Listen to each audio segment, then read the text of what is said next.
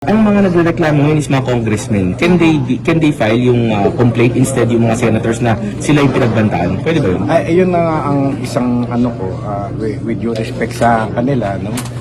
Sila ang nagtutulak ng kaso. Hindi naman sila yung involved actually, yung mga senator. Tsaka, tingnan nyo, hindi naman sinabi kung sino dun sa 15 yung papatayin Sino ba yung 15 na yun Yung bang nakaupo o yung tatakbo, no?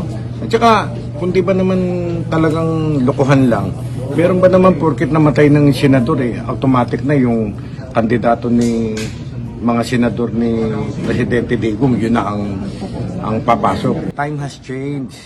Yung dating takutan, patayan, tapos na yun. Ngayon ang mga tao have learned, yung mga tao ay naalam na yung tama at mali. At yung mga style ni Presidente Digong na gano'n, puro patay. Dati yun.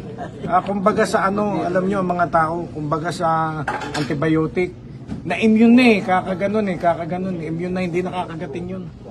No?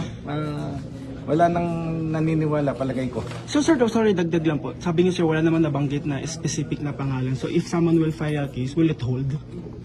Kung sabihin niya na ako yun ng tignan natin, no? Titignan natin.